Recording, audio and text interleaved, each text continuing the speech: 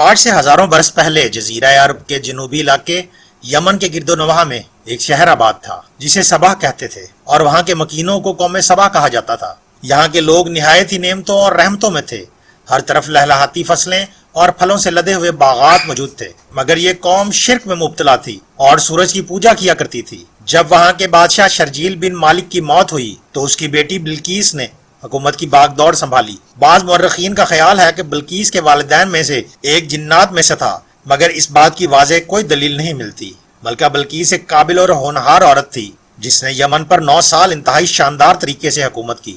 دنیا کے بیشتر علاقوں میں جو تجارت ہوتی تھی وہ اسی قوم کے ہاتھوں میں تھی۔ یہی وجہ تھی کہ یہ قوم انتہائی دولت مند تھی، مگر یہ وہ زمانہ تھا جب مشرق سے مغرب تک ایک عظیم حق پسند بادشاہ کی طاقتور حکومت اور جاہ و جلال کا ڈنکا بجتا تھا، جنہیں تاریخ میں سلیمان ابن داؤد کے نام سے یاد کیا جاتا ہے۔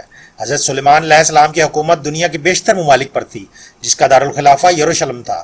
آپ علیہ السلام کو ہوا، جنات، پرندوں اور جانوروں پر حکمرانی عطا فرمائی گئی تھی۔ ایک دن کا واقعہ ہے کہ حضرت سلیمان علیہ السلام نے دربار لگایا تو جن و انس، جانور اور پرندے سب کے سب حاضر ہوئے، مگر ان کا چہیتا پرندہ ہدہد غائب تھا۔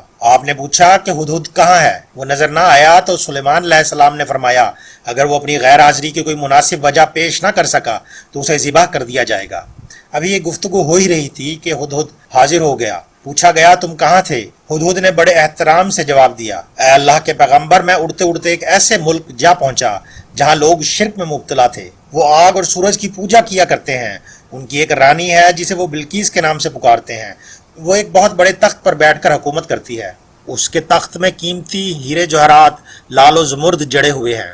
حضرت سلیمان علیہ السلام نے فرمایا اگر تمہاری بات سچ ہے تو میرا خط ملکہ تک پہنچاؤ تاکہ وہ شرک سے باز آ جائے، اور خط پہنچانے کے بعد وہاں بیٹھ کر سنو کہ وہ کیا رد عمل اختیار کرتی ہے، اور پھر آ کر مجھے بتاؤ۔ حضرت سلیمان علیہ السلام نے خط روانہ کیا جو کچھ یوں تھا، شروع اللہ کے نام سے جو بڑا مہربان اور رحم فرمانے والا ہے۔ یہ عزت والا خط سلیمان ابن داؤد کی جانب سے ملکہ سبا بلقیس کی طرف ہے۔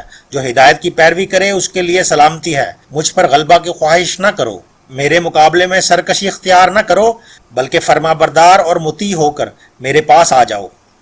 یہ خط دراصل ملکہ بلقیس اور اس کی قوم کی طرف دعوت اسلام تھی۔ ہدہد نے یہ خط لے جا کر ملکہ بلقیس کی گود میں گرا دیا۔ ملکہ کے دربار میں اس وقت 300 کے قریب سردار بیٹھے تھے۔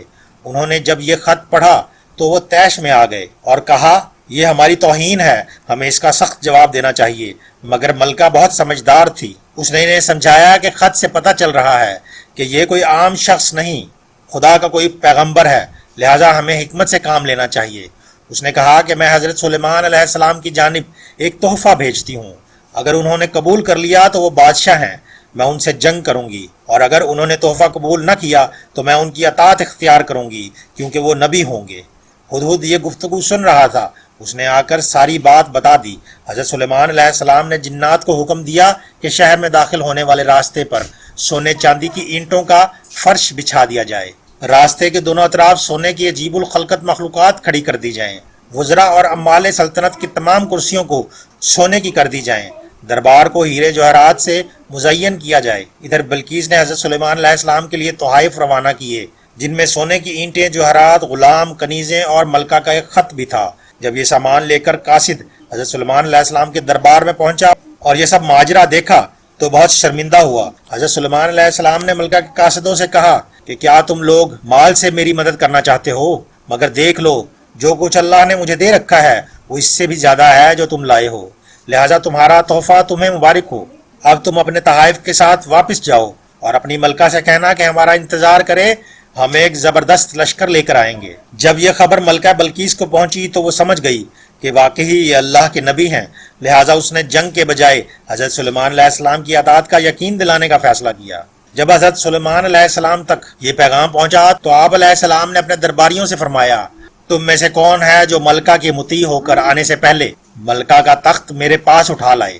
ایک دو ہیکل جن نے کہا آپ کے دربار برخاست کرنے سے پہلے میں اسے لا سکتا ہوں، میں اس کام کی پوری قوت رکھتا ہوں اور امانت دار بھی ہوں۔ ایک اور شخص جس کے پاس کتاب کا علم تھا اس نے کہا کہ میں یہ تخت آپ کو آپ کے پلک جھپکنے سے قبل ہی لا دوں گا۔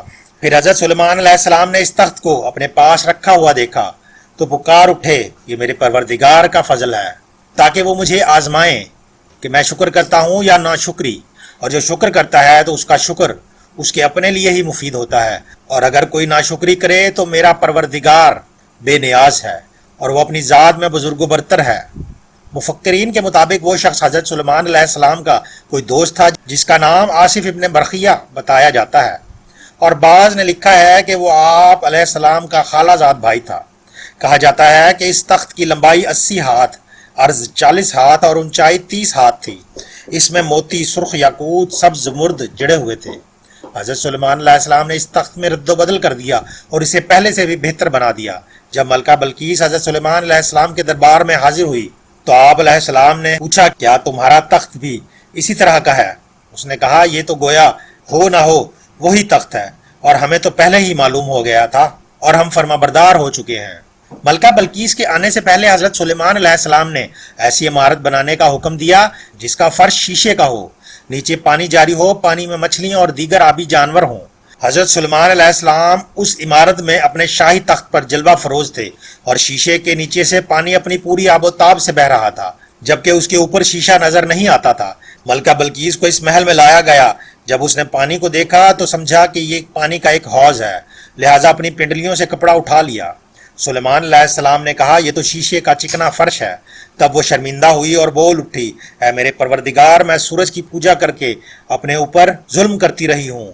अब मैंने सुलेमान अलैहिस्सलाम के साथ अल्लाह रब्बुल इज्जत की अताअत कबूल कर ली, लिहाजा बिल्कीस पर यह जाहिर हो गया जैसे वो शीशे को पानी की लहरें मारने वाला हौज समझ रही थी।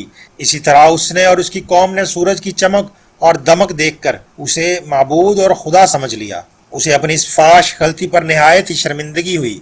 बाज़ मुर्रखीन ने लिखा है कि इसके बाद मलका बल्कीस मुसलमान हो गई और हज़रत सुलेमान अलैहिस्सलाम के निकाह में आ गई, जबकि बाज़ ने लिखा है कि इसके बाद आपने मलका बल्कीस को यमन वापस भेज दिया और उसके लिए वहाँ 3 बड़े बड़े महल्लात तामीर करवाए। नाज़रीन, उम्मीद है हमारी ये काविश आपको पसंद आई होगी। वीडियो को लाइक और शेयर कर दीजिए, ये आपकी तरफ से हमारी हौसला अफजाई होती है, और इस चैनल को ज़रूर सब्सक्राइब कीजिए। शुक्रिया।